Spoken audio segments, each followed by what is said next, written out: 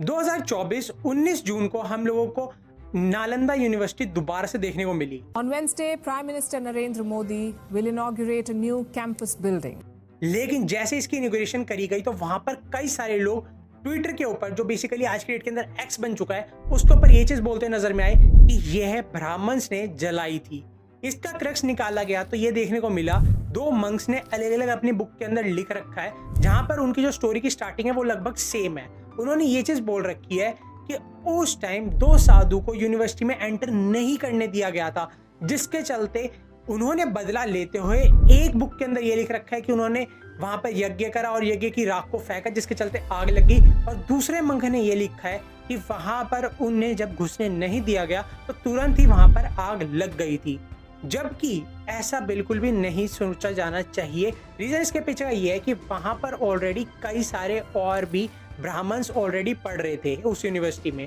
Even वहां के gate keeper भी काफी ज्यादा इंटेलिजेंट थे, जिसके चलते उस टाइम वो गेट कीपर कई सारी लैंग्वेजेस को जानते थे और वो वहां पर टेस्ट लेते थे लोगों का घुसने से पहले ही। जो वहां पर उनके टेस्ट में पास होता था उसे अंदर एंट्रेंस दी जाती थी, बाकी लोगों को पहले ही मना कर दिया जाता था, जिसके चलते उनका टाइम वेस्ट ना हो। उस टाइम के गेट कीपर्स आप लोग सोच सकते हो कितने ज्यादा इंटेलिजेंट रहे होंगे। वहीं पर जो हम लोगों को सुनने को मिलता है कि नालंदा यूनिवर्सिटी को बख्तियार खिलजी ने जलाया, जबकि आप लोगों को एक चीज बताता हूँ, वहां के जो आचार्य थे उन्होंने ट्रीटमेंट करा था, जो कि नालंदा यूनिवर्सिटी में उन्होंने बताया कि वहां पर और भी कई सारी इस चीज का ज्ञान है, जिसके चलते खिलजी ने अपनी ट्रीटमेंट होने के बावजूद, जो कि एक ऐसा डिजीज था जो कि उसके कई सारे लोग सही नहीं कर पाए, और इसके बावजूद जब एक आचार्य ने उन्हें सही कर दिया तो वो बदला लेते हुए इस चीज को देखा कि भाई यहाँ पर अगर इतने ज्यादा नॉलेज है, जब एक आचार्य मेरे को ठीक कर सकता है, जबकि मेरे इतने सारे लोग मेरे को ठीक नहीं कर पाए, दुनिया भर की दवाई ले ली, इसलिए मैं वो खाली कुरान पढ़ के ठीक कर दिया। जबकि मैंने इसे चैलेंज करा था कि मैं बिल्कुल भी दवाई का इंटेक नहीं करूंगा। उसने पूछा कि मैं कैसे ठीक हो गया, तो उन आचार्य ने बताया कि मैंने तुम्हारी किताब के हर एक पन्ने पे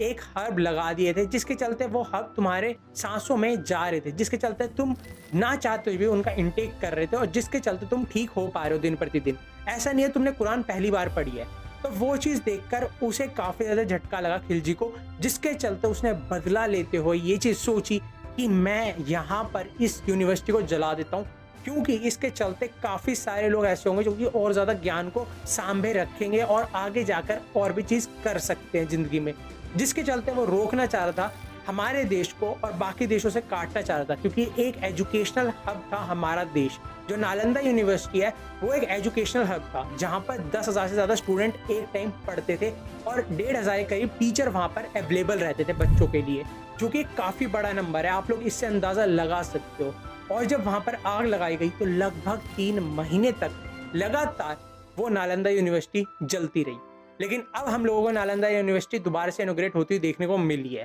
जबकि इसकी नींव एपीजे अब्दुल कलाम ने प्रपोज रखते हुए 2006 में ही रखी थी, और उसके बाद बिहार सरकार ने वहां पर 455 एकड़ का लैंड भी अलॉट करा था नालंदा यूनिवर्सिटी के लिए, जिसके चलते वो फंक्शनल हो पाए। इवन 2014 से वो यूनिवर्सिटी फंक्शनल भी है, वहां पर स्टूडेंट आ रहे हैं, पढ़ रहे हैं और नई चीजें सीख भी रहे हैं। लेकिन आप लोग ये सोच रहे हो लेकिन यूनिवर्सिटी का तो उद्घाटन अब हुआ है, तो ऐसा नहीं है। उस टाइम जो अंडर कंस्ट्रक्शन पार्ट थे वहां पर यूज नहीं करा जाता था, लेकिन जो कंस्ट्रक्ट हो गया था लैंड जहां पर लोग आके बैठ के पढ़ सकते थे, वो चीज को ऑपरेशनल कर दिया गया था।